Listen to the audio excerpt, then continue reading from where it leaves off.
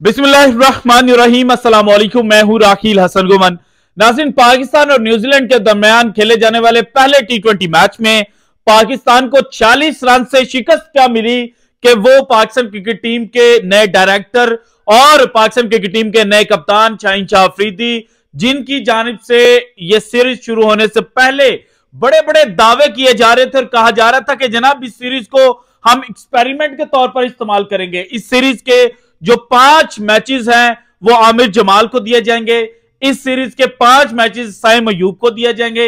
इस सीरीज के 5 मैचेस जनाब आजम खान को दिए जाएंगे, जबकि जो सीनियर प्लेयर्स हैं उनको मैक्सिमम 2 से 3 मैचेस दिए जाएंगे और बाकी जो जूनियर प्लेयर्स हैं और जो बेंच स्ट्रेंथ है उसको आजमाया जाएगा। लेकिन पहले टी20 मैच में जिस तरह से न्यूजीलैंड के हाथों पाकिस्तान की ठुकाई हुई, तो अब जनाब ये चीज सामने आ रही है कि पाकिस्तान क्रिकेट बोर्ड के बड़े और करंट मैनेजमेंट के जो बड़े हैं उन्होंने ये डिसाइड किया कि भाईजान एक्सपेरिमेंट्स को रखे साइड पे और जो जीत का मंत्रा है, यानी कि जिस तरह से बाबर आजम जीत दिलवाते थे उसी मंत्रे के ऊपर चला जाए और पाकिस्तान की जो ऑडियंस है उसके सामने ये रखा जाए कि देखे भाईजान, ऑस्ट्रेलिया का टूर आज तक कोई पाकिस्तान की टीम जो है वो नहीं जीत पाई थी, लेकिन टी20 में हम जनाब जो बाकी पाकिस्तानी टीमें करती रही हैं उस तरह से न्यूजीलैंड को न्यूजीलैंड के घर में शिकस्त देकर आगे हैं। और अब चूंकि जो दूसरा टी20 मैच है वो कल 11:10 पर खेला जाएगा, तो उस मैच से पहले जो इस वक्त पाकिस्तान के कैंप से खबरें आ रही हैं वो 3 खिलाड़ियों के लिए अच्छी नहीं है। हालांकि मैं चाहता हूं कि उन 3 खिलाड़ियों को ट्राई आउट किया जाए और पूरा मौका दिया जाए, पूरे 5 के 5 मैचेस जो है वो उनको दिए जाए, लेकिन फिर भी उन 3 खिलाड़ियों के ऊपर जो तलवार है वो लटकना शुरू हो चुकी है। और जनाब इनमें से 2 खिलाड़ी ऐसे हैं कि जो जनाब दूसरे मैच के अंदर तब्दील किए जा सकते हैं।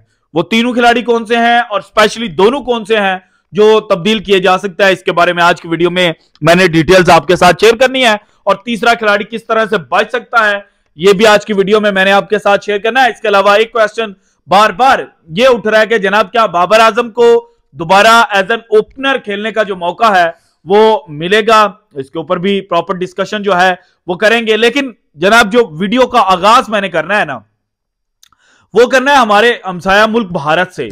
भारत भी इस वक्त जनाब पाकिस्तान की तरह मुख्तलिफ उलझनों का शिकार है। भारतीय क्रिकेट टीम के विकेट कीपर बैट्समैन हैं जनाब ईशान किशन, और उन्हें भारतीय क्रिकेट के अंदर कुछ अर्सा पहले तक बहुत हाई रैंक किया जाता था, लेकिन फिर अचानक उनको जनाब जो बेंच है उसके ऊपर बिठाना शुरू कर दिया गया। और वर्ल्ड कप में भी उन्होंने जितना मुझे याद है एक ऑस्ट्रेलिया के खिलाफ मैच और उसके बाद अफगानिस्तान के खिलाफ जो पहले इंडिया ने 2 मैच खेले थे वही मैच खेले थे, और तीसरे मैच जो इंडिया का पाकिस्तान के साथ था उसमें शुभमन गिल की वापसी हो गई थी और पूरा वर्ल्ड कप जो है वो इन्होंने बेंच के ऊपर बैठकर देखा था। और जनाब फिर जो ऑस्ट्रेलिया की सीरीज थी टी20 सीरीज, वहां पर इनको सिलेक्ट किया गया, लेकिन वहां पर भी मिनिमम चांसेस मिले। फिर इनको जनाब साउथ अफ्रीका टी20 सीरीज और ओडीआई सीरीज के लिए चूज किया गया, वहां पर भी उस तरह से जनाब चांस नहीं मिले, और फिर टेस्ट टीम के साथ भी इनको जोड़ा गया। सो ईशान किशन कह रहे थे कि जनाब मैं मेंटली डिस्टर्ब हूं इस वक्त, और भारत और पाकिस्तान दोनों के अंदर, या बांग्लादेश को भी आप इंक्लूड कर लें या श्रीलंका, मतलब एशियन कंट्रीज जो हैं इनको आप अगर इंक्लूड कर लें, तो यहां पर बात की जाती है कि मेंटल डिस्टर्बेंस कोई चीज नहीं है, ये एक वेस्टर्न कॉन्सेप्ट है।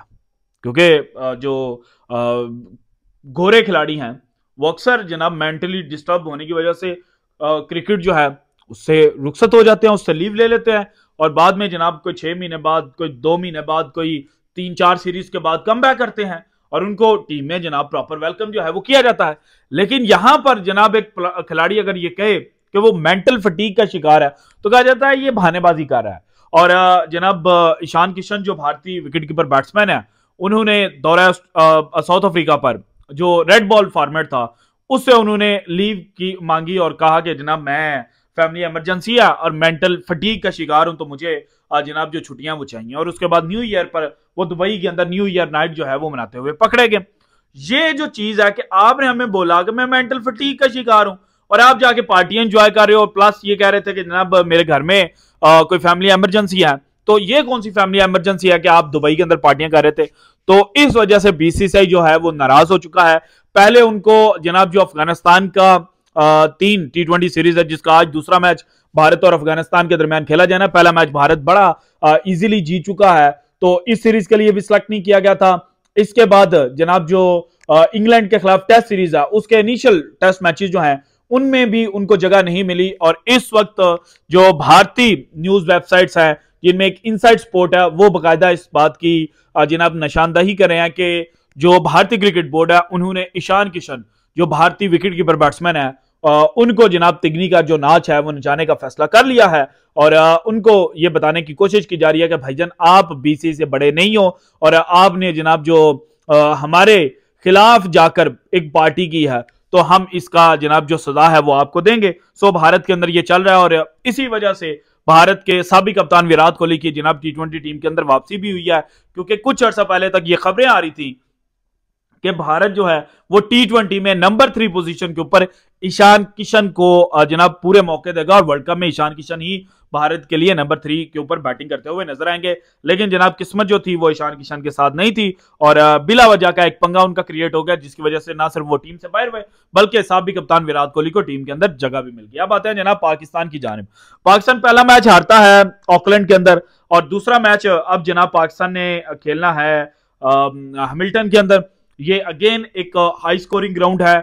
यहां पर जनाब अगर देखा जाए एवरेज स्कोर बैटिंग फर्स्ट तो 179 रन्स बनते हैं और 2008 में यहां पर पहला T20 मैच खेला गया था और फिर 2021 में यहां पर लास्ट T20 मैच खेला गया था, यानी कि 2 साल पहले यहां पर जो आखिरी T20 मैच है वो खेला गया था। और टोटल 2008 से लेकर 2021 तक यहां पर 12 T20 मैचेस खेले गए हैं, जिनमें से जनाब जो होम साइड है यानी कि न्यूजीलैंड है वो 9 मैचेस जीत चुकी है और 3 मैचेस जो है वो टूरिंग जो टूर करने वाली साइड है उसने जीते हैं। इसके बाद यहां पर बैटिंग फर्स्ट करना चाहिए या बैटिंग सेकंड, तो बैटिंग फर्स्ट करने वाली टीम 7 दफा जीती है और बैटिंग सेकंड करने वाली टीम जो है वो 5 दफा जीत चुकी है। और इस विकेट के ऊपर जनाब जो एवरेज रन पर ओवर है यानी कि इकोनॉमी रेट निकलता है वो है 8.94 का, यानी कि ये जनाब ऑलमोस्ट 8.94 का मतलब ये निकलता है आपका कि 188 रन जो हैं वो यहां पर बन जाते हैं। सो पाकिस्तान को पहले T20 मैच में भी 226 रन जो थे वो पड़े थे और अब अगेन हाई स्कोरिंग ग्राउंड के ऊपर पाकिस्तान खेल रहा है और यहां पर पाकिस्तान जनाब जो 12 मैचेस खेले गए हैं टोटल, उनमें से 3 मैचेस पाकिस्तान ने खेले हुए हैं। 2020 में खेला, 2016 में खेला, उसके अलावा 2010 में खेला और माशाल्लाह तीनों दफा पाकिस्तान जनाब ना सिर्फ हारा है बल्कि बड़ी बुरी तरह से हारा है। 2010 में जब पहली दफा पाकिस्तान यहां पर खेला था तो तब जनाब पाकिस्तान 39 रन से शिकस्त जो है पाकिस्तान को मिली थी।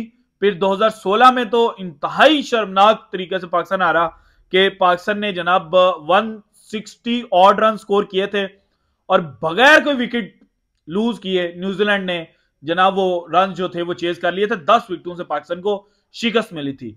इसके बाद 2020 जब लास्ट टाइम पाकिस्तान यहां पर खेला था तब पाकिस्तान ने अगेन 160 प्लस रन स्कोर किए थे और 9 विकेटों से पाकिस्तान को जनाब शिकस्त जो है वो मिली थी। और टीम सेफर्ड जो न्यूजीलैंड के विकेट कीपर बैट्समैन थे और केन विलियमसन, इन्होंने जनाब पाकिस्तान को अच्छा खासा जो है वो धोया था। और इसी ग्राउंड पर जनाब 2020 में मोहम्मद हफीज 99 रन बनाकर नॉट आउट रहे थे जब आखिरी गेंद के ऊपर छक्का लगा था, लेकिन वो 7 रन उनको चाहिए थे, लेकिन वो छक्के की वजह से वो 99 के ऊपर जाकर जनाब रुक गए थे। सो इस तरह से पाकिस्तान के लिए ग्राउंड जो है वो फेवरेबल नहीं है और चूंकि ये ग्राउंड फेवरेबल नहीं है और पाकिस्तान को पहले मैच के अंदर 40 रन से शिकस्त भी मिली, जिसके पाकिस्तान के जो बॉलर्स हैं उन्होंने कोई अच्छी बॉलिंग नहीं की थी, तो अब जनाब ये कहा जा रहा है कि वो आमिर जमाल जिन्हें डिसाइड किया था, जिनके बारे में सोचा गया था कि चूंकि इन्होंने ऑस्ट्रेलिया के अंदर टेस्ट सीरीज के अंदर बड़ी अच्छी बॉलिंग की है और हमारा अलमिया यह है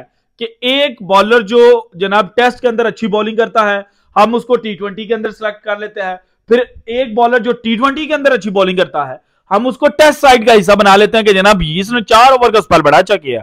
हालांकि दोनों के अंदर जमीन आसमान का फर्क है।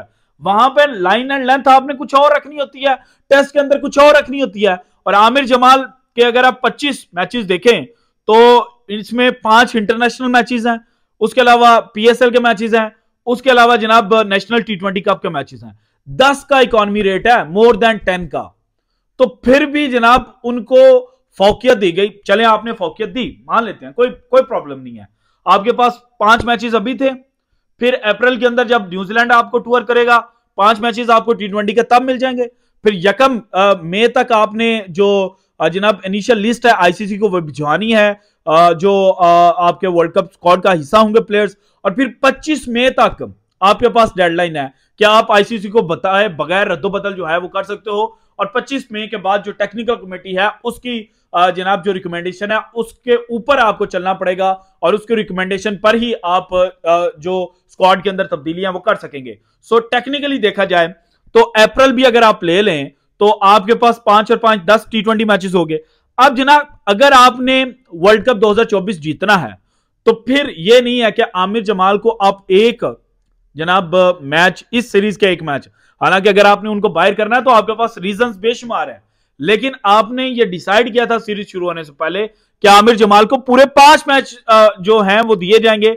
और चूंकि वो वर्ल्ड कप प्लान का हिस्सा है सो इसलिए उनको प्रॉपर बिलीफ जो है वो दिया जाएगा। अब एक मैच की बुनियाद पर आप ये कहें कि जनाब आमिर जमाल जो हैं उनको जरा बाहर बिठाएं, मैच जीते वसीम जूनियर को ट्राई करके, और कल को वसीम जूनियर इंजर्ड हो जाए तो आप किसकी तरफ देखेंगे? क्या ऑप्शंस आपके पास होंगे? तो अभी आप भाईजान आपके पास टाइम है, ये जो तब्दीलियां करने जा रहे हैं मुझे नहीं लगता कि आपको करनी चाहिए। आप इन्हीं के साथ जाएं, हार जाएंगे कोई इशू नहीं है, पहले कौन से सारे मैचेस जीतते रहे हैं, तो एक और मैच से ही तो जनाब इजी जो वे है वो इख्तियार करने के बजाय जो प्लेयर्स हैं उनको आप चांस दें। आपने डिसाइड किया था उसके ऊपर चलें।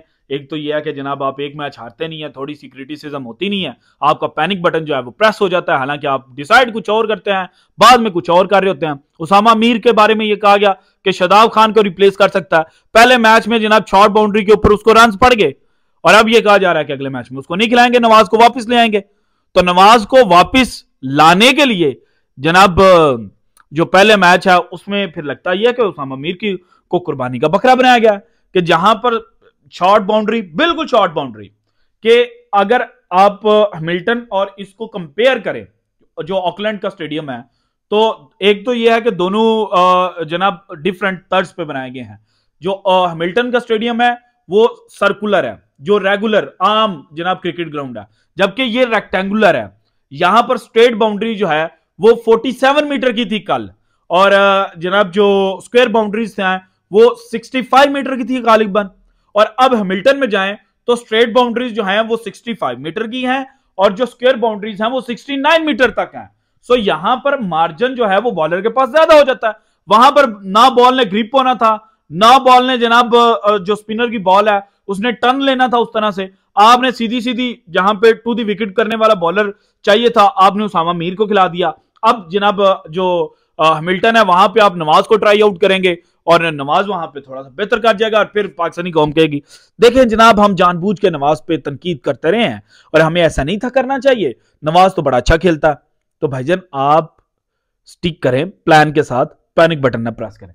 इसके अलावा फखर जमान के हवाले से भी ये खबरें आ रही हैं कि चूंकि पिछली 16 इनिंग्स में से सिर्फ 2 दफा वो 50 के करीब गया, एक दफा 50 प्लस किया और एक दफा 50 के करीब रहे, और 12 दफा जनाब वो 20 से भी ज्यादा रन जो हैं वो स्कोर नहीं कर पाए। तो पाकिस्तान क्रिकेट टीम ये सोच रही है कि फखर जमान को जनाब रेस्ट दी जाए। तो यार 1-2 मैच और दे के देख लो, अभी आपके पास बहुत टाइम है, बहुत मैचेस हैं, 10 मैचेस हैं स्क्वाड जमा करवाने से पहले, और उसके बाद 4 मैचेस जब आपका 1 मई को स्क्वाड जमा हो जाना है, फिर 2 मैचेस आपने आयरलैंड के खिलाफ खेलने हैं, और 2 ही मैचेस आपने ऑलमोस्ट जनाब जो न्यूजीलैंड इंग्लैंड है उसके खिलाफ भी खेलने हैं। तो आपके पास बहुत टाइम है, ट्राई कर लें, ट्राई कर लें, ट्राई कर लें। कल को ये मत कहिएगा वर्ल्ड कप में कि जनाब जब हम न्यूजीलैंड के खिलाफ एक्सपेरिमेंट्स करने लगे थे तो हम पे तनकीद हुई, और हम जनाब पैनिक बटन प्रेस होने की वजह से जो जीत का मंत्रा था उसके ऊपर गए, और बाद में हमारे प्लेयर्स इंजर्ड हुए, हमारे प्लेयर्स आउट ऑफ फॉर्म हुए, तो हमें पता ही नहीं था कि हमने किसको खिलाना है। सो ये जो रटी रटाई लाइन है ना, ये दोबारा मत पढ़िएगा। So this is it from today's episode. अगर आपको वीडियो पसंद है तो लाइक कीजिएगा, ज्यादा से ज्यादा शेयर कीजिएगा, अपनी कीमती राय का इजहार लाजमी कीजिएगा, और अगर आपने अभी तक चैनल को सब्सक्राइब नहीं किया तो कर दें। शुक्रिया, अल्लाह हाफिज।